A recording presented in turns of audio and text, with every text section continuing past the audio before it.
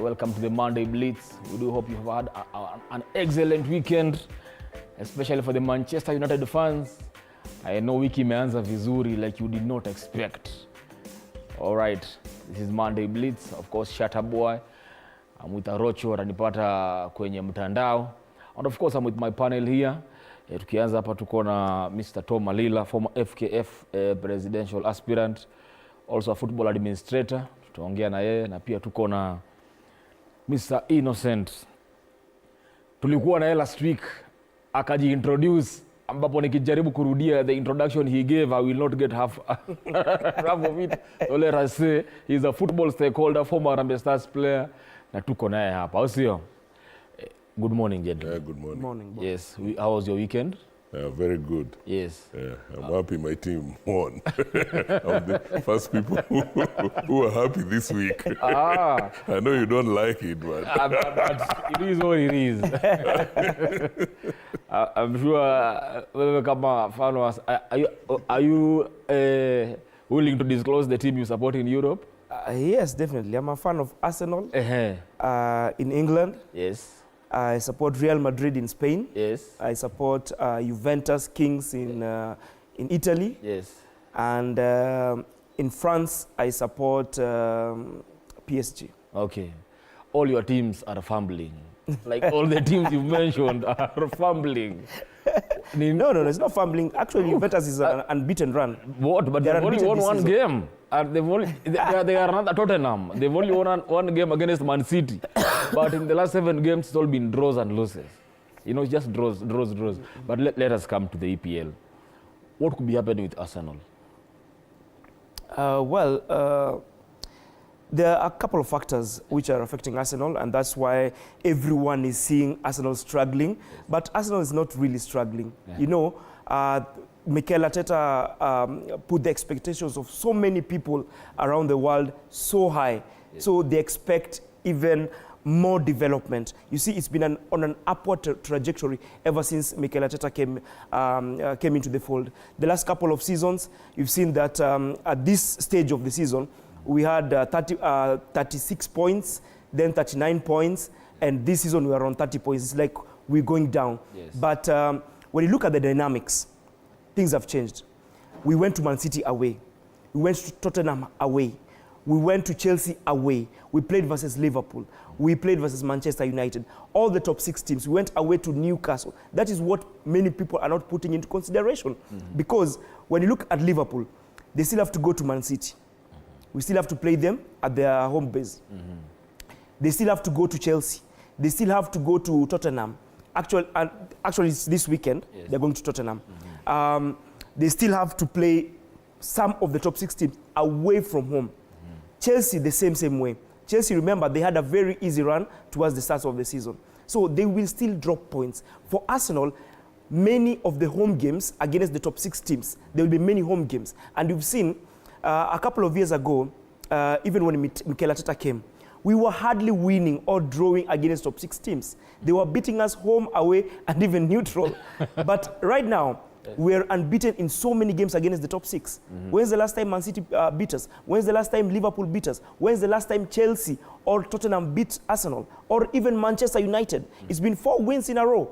So the dynamics of Arsenal this season have been kind of they've had an unfair, I can't say unfair because everyone will still play everyone else, but they've had a difficult run more than the other teams that they're in contention with.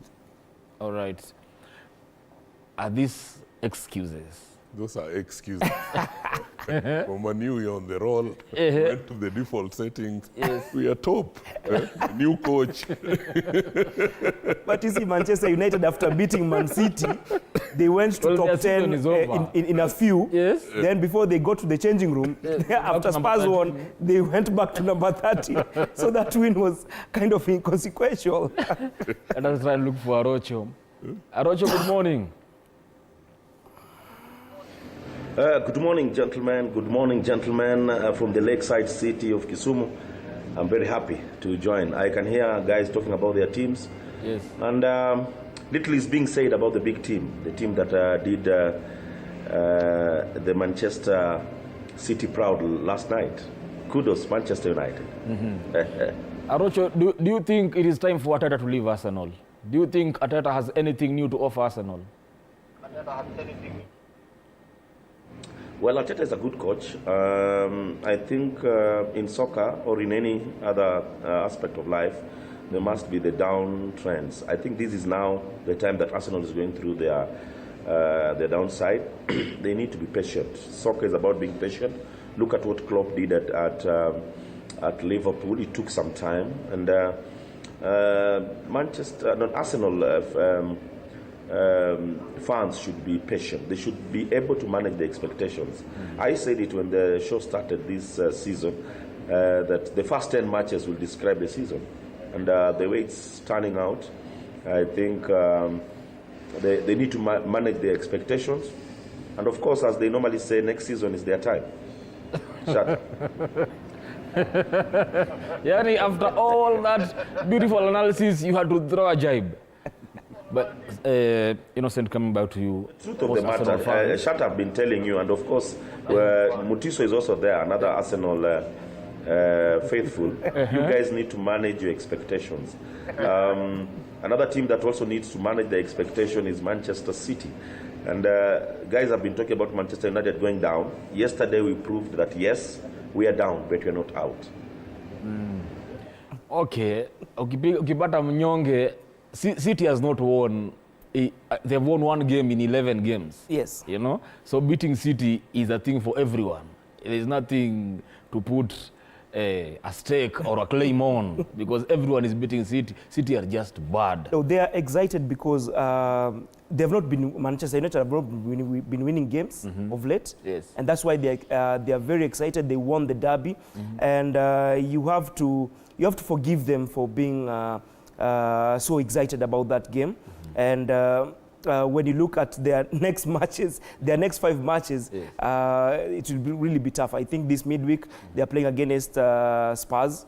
Then they have to play Bournemouth, who are riding high right now. Yes. They still have to play Newcastle away from home. And then in January, they're coming back to the Emirates, where they lost 2-0, 2-0 from 2 corners just the other day. And one thing Manchester United, I think they should work on, and Ruben Amorim, I'm sure he has seen this, is Manchester United defenders are really having a hard time defending corners or crosses.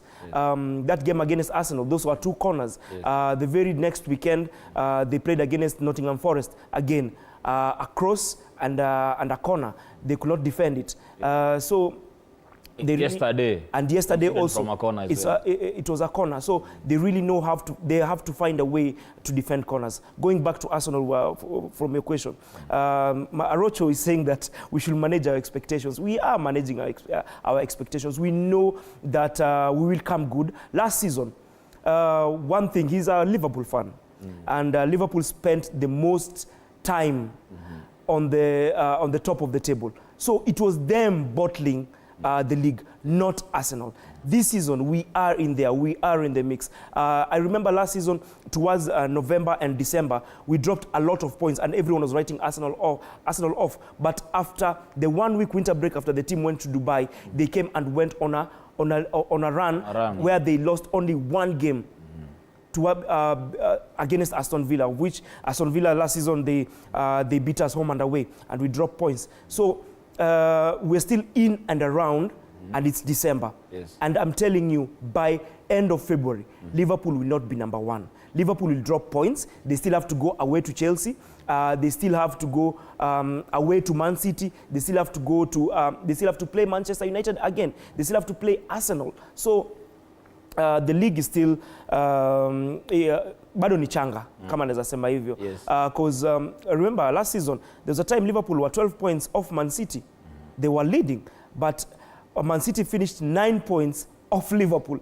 Arsenal were 5 points behind Liverpool in January, but come at the end of the season they were 7 points above Liverpool. So this season is still in its baby steps, and we will see towards the next 3 months before the next international break in March.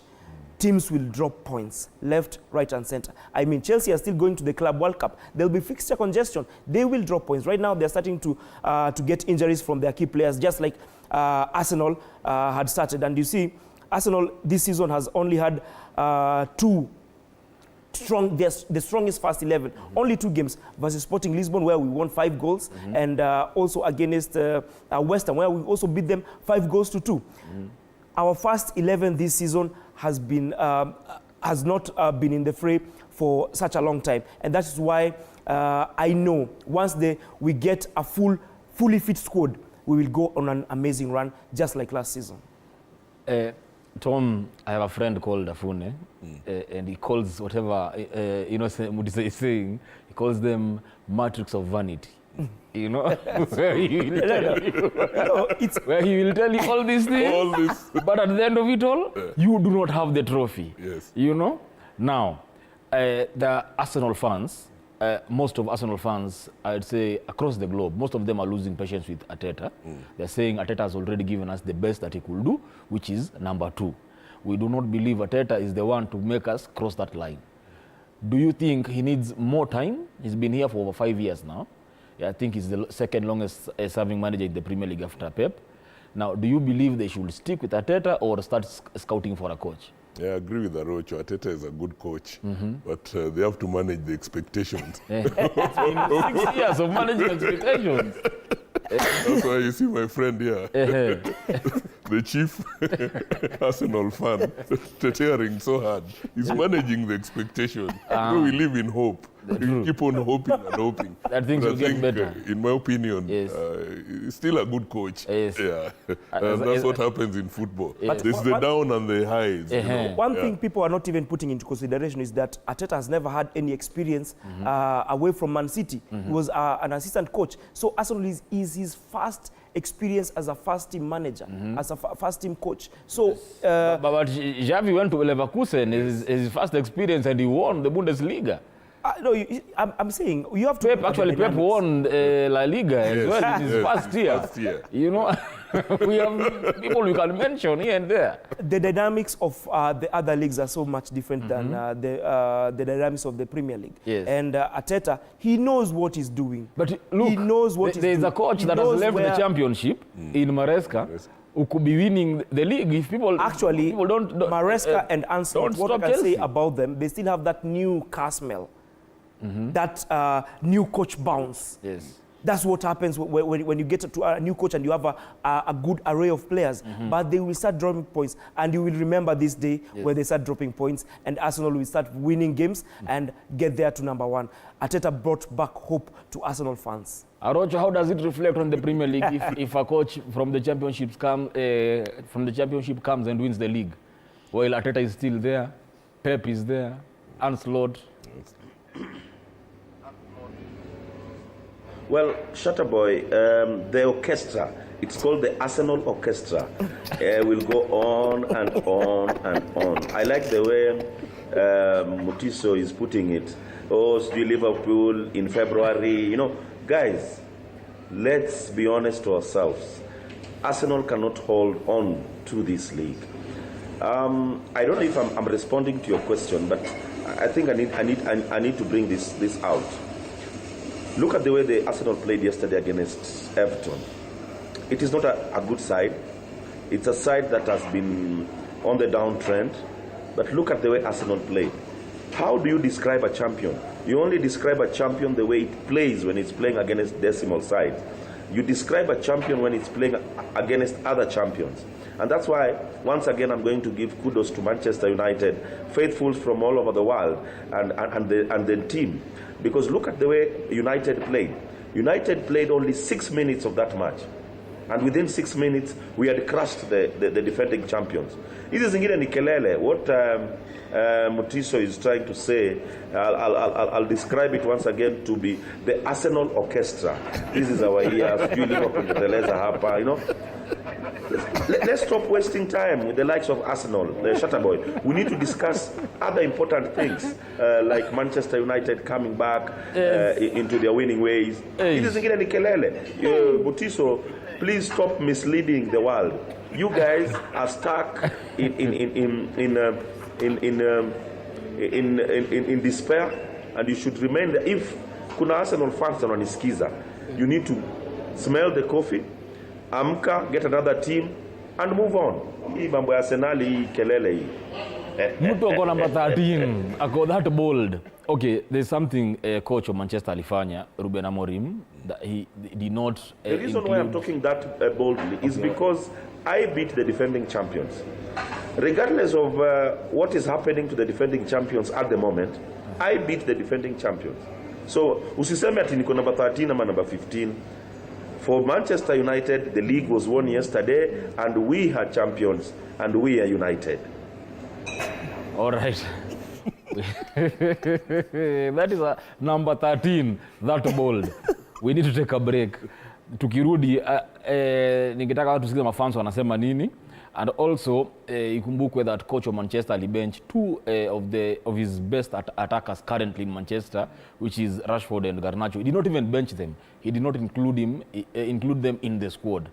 Tukirudi, we'll talk about that after tuingie nyumbani, si ndio? All right.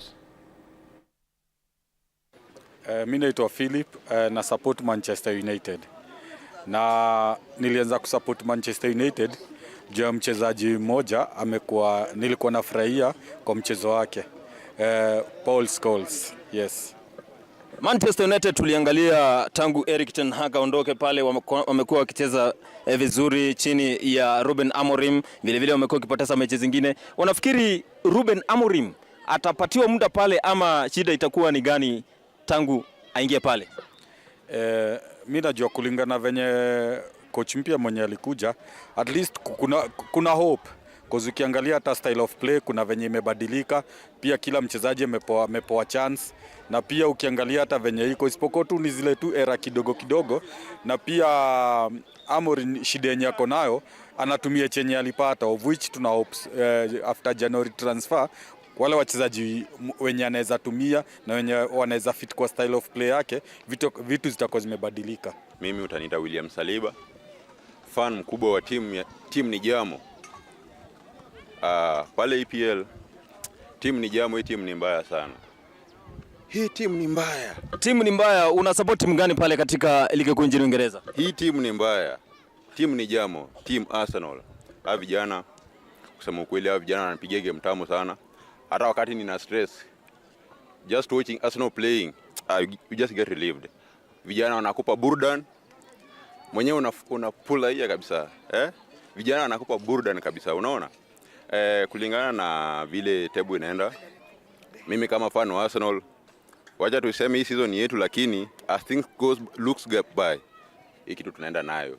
Hizi timu zote bado ziko chini. Kama ni Liverpool, mimi hawezi niambia Liverpool nini, hawa ni luck tu wako nayo, lakini hawako form. Sisi, despite the fact that we have many injuries, but hii kitu sisi kama wana Arsenal tunaenda nayo.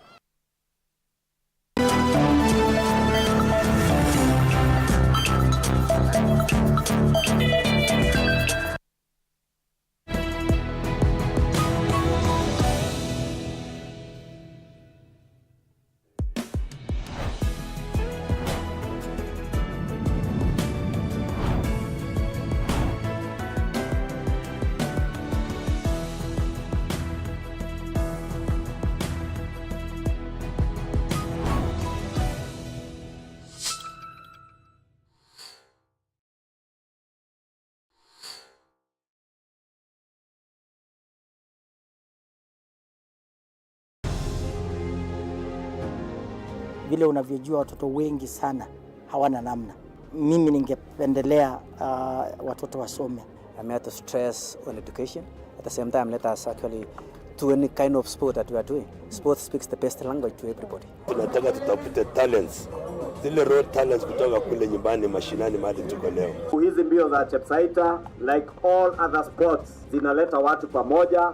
We want to use this event to uplift the lives of the community. Anafurahia hii mchezo sana. Hata sikaange naambianga watu tuende Chepsaita.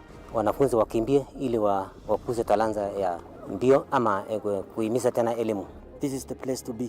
Hapa ndipo mahali wanastahili kuwa tarehe 7. Wale watoto walikimbia last year, wamekimbia mpaka wamefuka mipaka zetu za Kenya.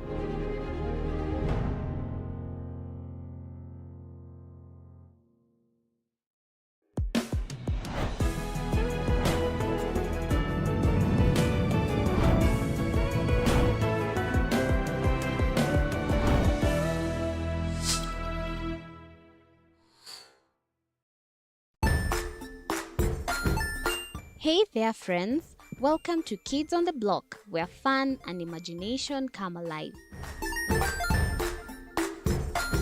We dive into magical world filled with exciting adventures and awesome friends. What position were you in? I was number 2. What position were you? Number 1. He decided to cross the bridge by his house and look for food on the other side. We're going to do half cup of chocolate chips, and the other one, we're going to do half cup of the blueberries. So, grab your imagination hats and get ready to explore with us.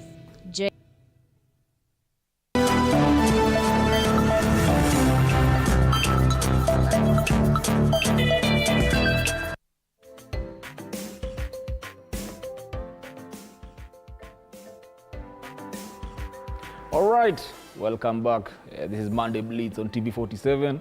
Remember, this is what we do each and every Monday morning, kwanzia 8 a.m. And of course, in this show, we want to be interactive with you, and that's why we always have a question of the day that we want you to send your feedback. And today we are asking you, now that the Harambee Stars head coach Engin Firat resigned, and we know Kafi iko hapa kwenye kona Chan inakuja, who do you think should replace Engin Firat as the Harambee Stars head coach? Who do you think should replace Engin Firat to become the next Harambee Stars head coach? Remember, SMS number is 22047. Get interactive. Before Troke hapa, we shall sample some of your feedback. And I also want to throw that same question to my panel here. Start with you, Wanalila.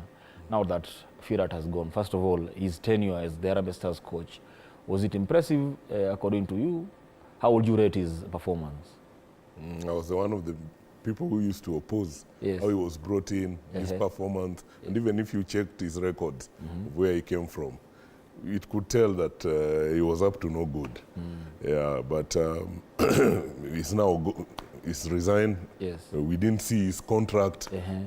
So the claim that he's making that he's owed 70 million, which will 75 be million. 75 million, is going. He has to show. He posts on the contract. Now the contract will come into play. We want to see on that contract his performance. So what was there in those clauses as to how that 75 million came about, and what was his salary, and what was his achievement. I think the minister was very right by saying that according to that contract, if he doesn't perform, he was good to go. Okay. So I think it is good riddance. We have employed, trained so many coaches here from class A, B, and all that. 28,000 of them.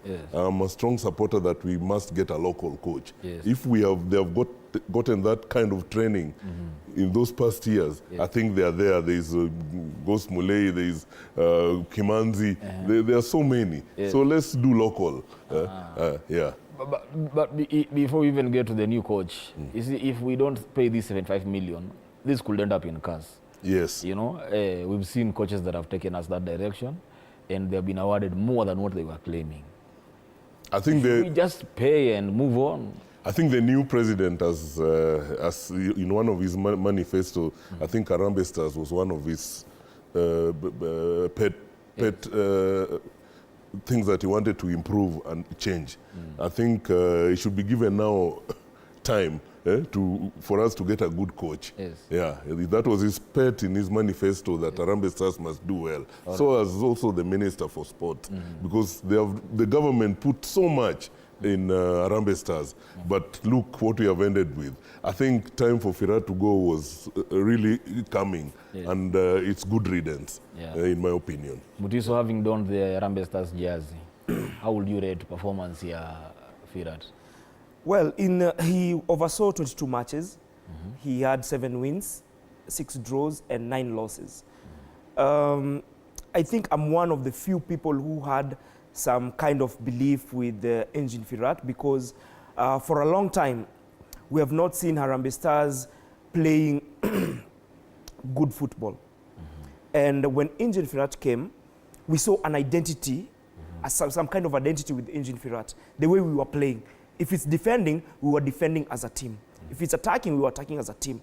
And then about game management, he was managing games very well. Apart from hiccups here and there with the goalkeeping with Matasi, he kept faith in Matasi, of which I think Matasi, for me, his years has gone past. He cannot be in the national team again because he's not had a very good stint with the national team, and also he's lost ground with the fans. And with Engin Firat, you have to forgive him sometimes because Harambee Stars are not played a home match in 3 years. Yes. You have to put some factors into consideration. Harambee Stars have not had a home game in 3 good years. Maybe things would have been different if the draw against Zimbabwe was being played here in Nairobi. That draw against Burundi was being played here in Nairobi. We played both games away from home, and they were home games. Maybe things would have been different. Maybe we still be having hopes of qualifying for the AFCON. We never know. But still, people have to consider the fact that we've not been playing home matches. And the matches that he has played away from home, especially in good pitches in Qatar, in Egypt, that game against Russia, we played a good game. That game against Qatar, we played a very good game against Russia. Those are some of the high-profile friendlies that we were not used to before. And that's something that I'd like to even to congratulate the former federation, because we needed these high-profile matches, but we needed them at home, not away from home. And that is where they also failed.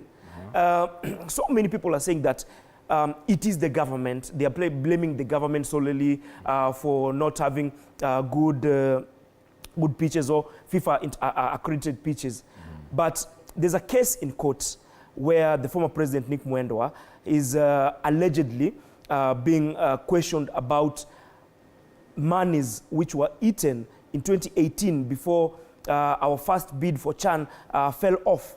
There were some monies which were disbursed for stadium renovations. What went wrong? What went wrong? Where did that money go?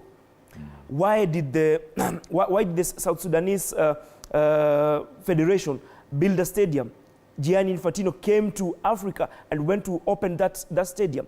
In Rwanda, you can't tell me it's only the government which did that. You have to commend the federation. They are the ones who are pushing or lobbying the government, and they help them throughout the process.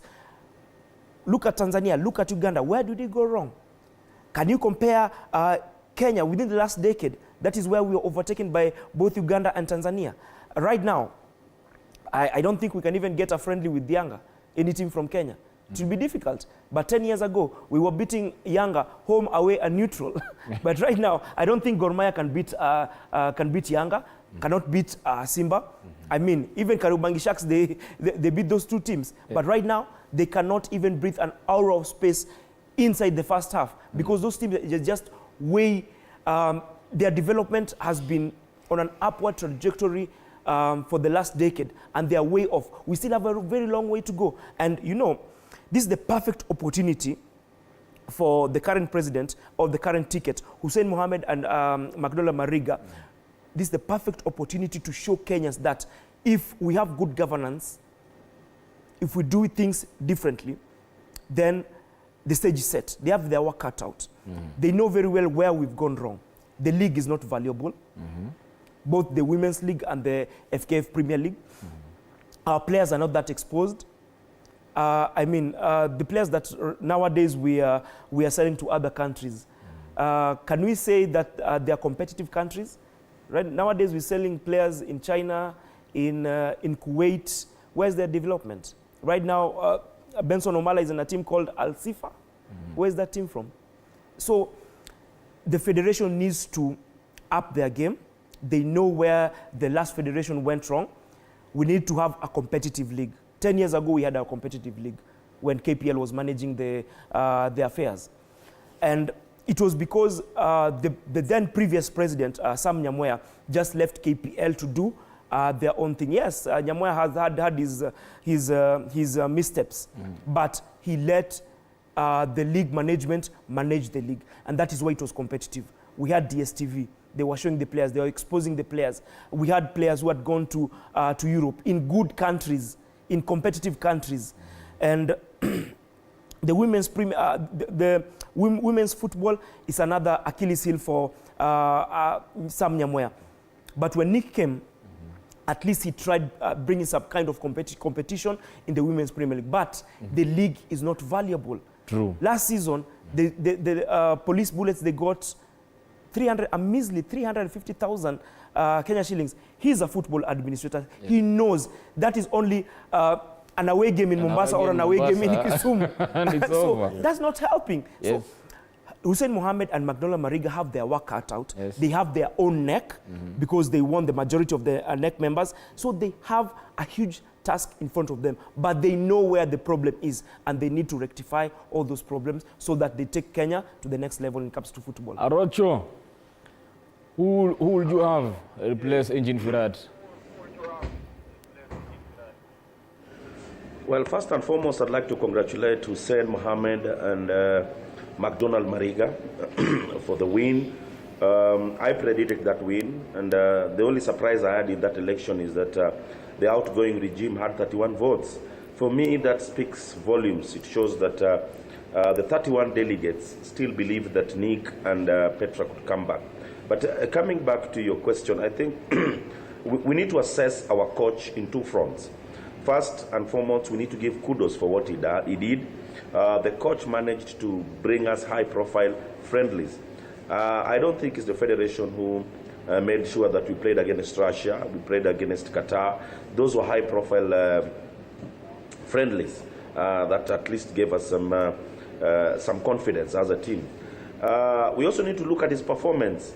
Why Firat could not perform. Look at the fact that all our AFCON qualifying matches were played outside this country. That one is a very serious statement. And for me, it's an indictment to the leadership, the federation, because I don't want to blame the government as such. I blame the federation because they are the technical people. They're the people to advise the government on when and how to have the stadiums ready. So there, I think the federation failed. And as Mutiso has ably put it, there are issues about money that were disbursed for stadium renovation. And the outgoing office, some of the officials were mentioned adversely in that scandal. So basically what I'm trying to say is that it's good riddance that that office has gone. We are having a new office, and I believe that all will be well. Coming to your question, Shatterboy, I think McDonald Mariga will come in handy as far as bringing us a new coach. Look at the coaches that we've been having. People who don't have any CV, good CV. And I think that Mariga, with his network in Europe, he played in Europe better part of his life. He still has that network to try and get us a good coach. And I also need to plead to the government that we need to pay the coach. I used to say that there was a scheme with this coach. I don't want to blame the coach as such in this scheme, but I think there are people who did it deliberately. It is identical to what happened to Adel Amrouche.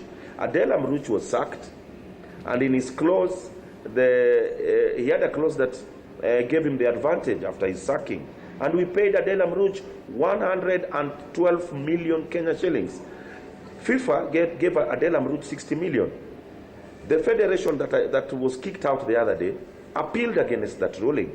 50 million was added in. Surely, you know, at times Mimi Ushanga, Kenyans, are we jokers? Because FIFA gave Adel Amrouche 52 million. Nick went for an appeal. FIFA added another 60 million. We lost 112 million of money that was meant to help the youth of Kenya develop football. Now, to answer that question, I think once again I'll let this be handled by McDonald Mariga. He needs to help this country. He is now elected. He has the mandate for us to get a good coach, and the government must pay the coach. Why are we blaming the coach? Yes, he has his flaws as a coach, but you've not paid a coach for 2 years. Surely, what do you expect? You've not earned, and you're a foreigner in a foreign land. You've not been paid for almost 2 years. What do you expect from that coach? So let's get serious. Let's bring a coach. Let's pay that coach, because this coach, you're going to pay him through our noses. Tupende, tusipende, FIFA will sanction Kenya. through the FIFA Forward, or the money that is supposed to be paid to develop football in Kenya, a good chunk of that money will go to Firat. The same way we lost 112 million in the Adel Amrouche saga. Carelessness and incompetency is what is killing Kenyan football. And once again, kudos to Hussein Mohammed, a proven administrator who has run community football or mashinani football, and once again, his partner, McDonald Mariga, who is an ex-international, played in the top level in Europe, and I believe that Kenyan football is moving forward. Kudos to that team. Yeah. All right. Before I ask you what is happening to Gor Mahia, because I am seeing a situation where KCB is running away with the league, you know? Having been an aspirant, I'm asking you this because Arocho has mentioned, he said kudos to the new regime that has taken office. What is this one thing that would want this new regime to do? Yeah, first of all, I would also want to congratulate Mohamed Hussein and the McDonald Mariga. They beat us. The votes were counted openly. Yes. And I think he has his plate full now. He's coming in when the leagues are going on. I think what he needs to do now is the team is already there. He has NEC members and he has a chairman from 48 counties. I think he needs to push the agenda of, first of all, he must have a strong SG that will be running the federation. That is the engine of the federation. I think the president should be given time to choose who he wants to work with in the federation as a SG. Yes. So that is one thing that he must do. He must also bring in, he has to amend the constitution so that secondary schools, primary schools, and sub-branches are part of the federation. You saw how the voting is. You 92 delegates. I think the scope has to be widened so that we have more players choosing the president. I don't want to talk about what happened, but now we have a substantive president. He needs to get his technical team to work. I think, as my friend has said, governance is the key. We don't lack talent. We don't lack what needs to be done. Tanzania is doing it. And you've seen even now the match which was played by KCB and Shabana. You can see the funds. They collected 1 million in a local match, which means that the funds are now getting where they are. Yes. We are getting there. And it's good it's starting from my area, Nyanza, where there is so much enthusiasm about football. Yes. And that's what needs to be done. Tanzania has done it. I think they spoke with the regional commissioners to build good stadiums. And they're now, Tanzania, technically, they're much now higher. In 2011, they were very low, down kabisa. But now they are surpassing us. Rwanda here. So the president has got a lot of things that he needs to do. He should now cut out the friends that brought him in. He has he has NEC members. He has 47 chairmen. And now there's no team blue, team red. Yeah. He's now the president of the Football Federation. And Kenyans are really looking down, looking upon him to achieve. Because they know everything is there and he can do it. I think even us will support him. We are there. We will give him advice. Because at the end of the day, even if I was his opponent, I'm still a Kenyan. That's true. And I want him to succeed. Exactly. So you need to bring in us, people like us, people who have been in administration, to help him achieve his goal. Because in football, there's no enemies. That's true. The elections are over. There's a winner. There's a president sitting there. And Mariga should be there. I agree with Arocho. He should now sort out this issue of the coach. He's been a player. And he played in many international matches. So he should bring in that expertise. That's why he's a vice president. And he's technical, being a player. So I think the future is for him to put in what he had been elected to do. And I think he can succeed. Shed off your friends that were there in campaigns, start working, and as a president now, you need to be the leader and bring in, let the technical committees work. The committees that is going to bring in are the ones who are going to bring results. They are technical people, technical director, those are issues that the president has to consult widely. As I said, it is governance. We need to have you could see that the people went to, the ladies team that went to Dominican Republic, they came from schools. We are normally with these kids for 120 days. The rest of the days they're in schools, which means that the development of football should start in schools at the FIFA age, which is the golden age, at 9 years. These coaches that we have trained must be there to coach. They should be in school to identify the talents. The referees that we have trained must be able to show how the game is supposed to be played in schools. Then we have a conveyor belt. We'll deal with under 10, under 20, until we have a feeding program under 23 to Harambee Stars. There must be a conveyor belt that brings in all these things to Harambee Stars. That's when we will sort out this issue. There must be a conveyor belt that brings all these issues, and it can be done through the secondary school associations, primary school associations. Then we also have a one-term player license, which gives these people to move from one point to the other. You can see the problem that we have been having with Omala in issues of his transfer has not been terminated, has not been completed yet because of those issues, which I'm sure the new president is going to sort out. Thank you. Development, machinani, that's where football is played. Talent in schools, that's all he needs. It's not, as I always say, it's not rocket science. And he can do it. It's governance. Once you straighten governance issues, running of the leagues, top-tier league, getting a title sponsor, that can be able to sort out the leagues. The leagues being autonomous, the way we had in previous regimes.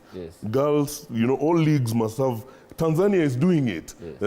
And he should now, with the goodwill he has with the government, government is the biggest sponsor for sports in this country. They need to have now a working relationship in bringing the sponsorship, which means sponsors just need accountability and good governance. Then the monies are going to come. And he has that goodwill, that since he has worked with corporate sponsors, he should be able to achieve this. The other regime fell because of cronyisms, friends that were surrounding the president and making him not work. He needs to now work with these people that he was elected with. At least now he has a majority in NEC, so that these issues that we are pushing to broaden up the way NEC, the constitution works, I think he should be able to do it. Thank you. Mutiso, because time inaisha, give me a roundup of the league. Do you think KCB has gone with it? Is there a way back for Gor Mahia? Where do you expect FC Leopards? Where do you expect to see Shabana and their massive fan base? The league is still too early to predict the winner. Currently, the top two teams who are tied on points, 24 points, is Tusker and KCB. KCB looked like they were running away with it when they were 6 points head and shoulders above everyone else, but they dropped some points, and that loss against Shabana really dented their hopes. And right now, the other teams are like hyenas.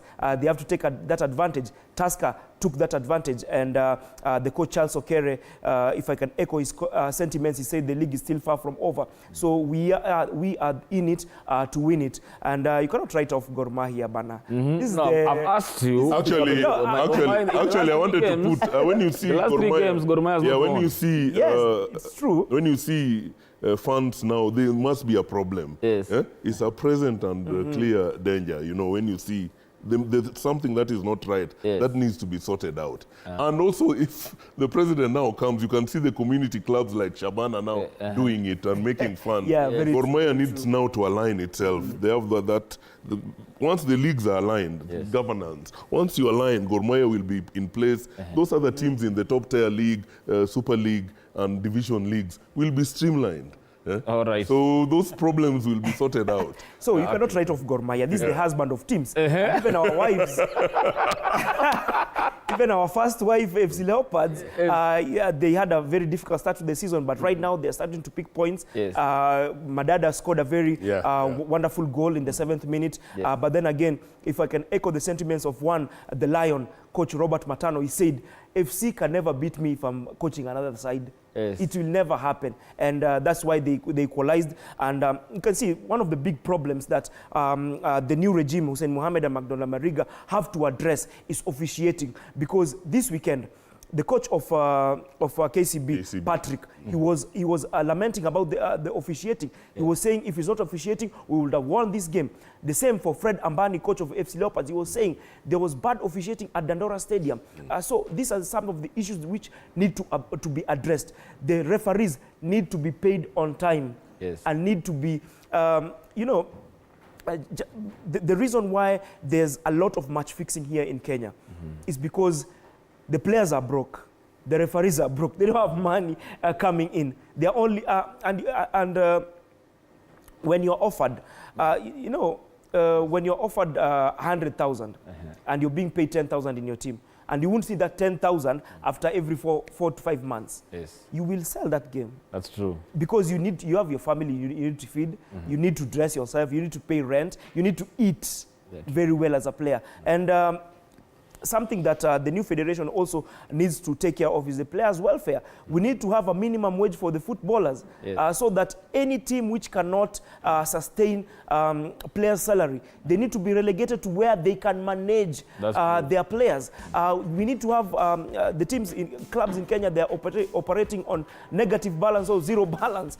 So we need to have at least a minimum balance operating for all the clubs. For me, 10 million is good for every club, so that they have the ability to pay the players, not the 8 months of the league season, but from January to December. Perfect. Arocho, give me your red card as we wind up. Wow, my red card goes to Mikel Arteta. I've just been going through SMS feedbacks on my phone. Mikel Arteta, Arsenal fans are on your case. They need the league. So I'm just a messenger. So let nobody shoot Arocho. Mikel Arteta, get my red card. You need to up your game. Arsenal fans are really, really suffering. That's my red card to Mikel Arteta of Arsenal. We're not suffering. We still have hope. Okay. Asante Arocho, in 30 seconds. In 30 seconds. Yes. Also, this is an opportunity to wish Kenyans Merry Christmas. We want to wish the football family Merry Christmas, and all Kenyans. And then the drivers now needs to drive carefully when people are going home. And also I want to wish the incoming president to get wisdom so that he can improve football in this country. That's what Kenyans are yearning for. And we will support him so that he can achieve whatever he was elected to do. As I said now, the elections are over. There's a new president, new team, and we need to work with them so that Kenyans can achieve. It will be a win-win for all Kenyans. Perfect. Well, first of all, I'd like to wish Kenyans out there and the whole world Merry Christmas and Happy New Year. And for Hussein and Mariga, they have their work cut out, and it's not rocket science, just like Tomalila is always saying. And one thing, I've been following the Tanzanian Federation and what they've done, and it's not rocket science. Just need to go back to the basics.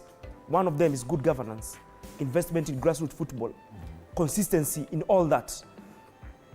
We need strategic partnerships and investment in quality coaching and technical development, and then improvement of infrastructure. The Hussein has a lot of political goodwill. He needs to take advantage of the governance. We do not need any new stadium, just renovate the ones that are in place. I wish them all the best, and they should take this win with grace and humility, and they should listen to the masses. If they do that, then they will take Kenyan football to the next level. Perfect. That is perfectly put. Nikiongeza nitaharibu, but because I have to give you my punch, I'm giving it to the federation. Please give us a local coach. You have Kimanzi, you have Mule, you can get someone. Hapa tu ndio mtu tunaweza ongea naye Kiswahili, na mtu anajua shida za Wakenya, na anajua maplayer wa Kenya na vitu Kenya inapitia as a nation. Just give us a local coach kwa hii CHAN. And please push the government, hakikisha viwanja ziko tayari, vile tumepatiwa deadline ya CHAN. Please let us not lose CHAN. Do all you have to do. Hata kama it means burning the midnight oil, just burn it. Make sure we host that tournament. Sindio? Because it will set us ready for AFCON as well in 2027, and that is the only way we get to grow our football. Wishing you a Merry Christmas and a prosperous New Year. You are Bambe to the fullest. Remember the reason for the season. And also, ukipiga sherehe, remember, don't do what Shatta wouldn't do. I don't want to get you next year, hapo umeumia macho sijui na limp. We need you fit. Au sio? Mofa. It's been amazing. It's been Monday Blitz. Ikubambe. Stanley Nyarigita is coming, so you keep it here. Tulisema kitu unatoa ni remote kuleta hivi kuongeza sauti. Alafu basi keep it TV47. More live.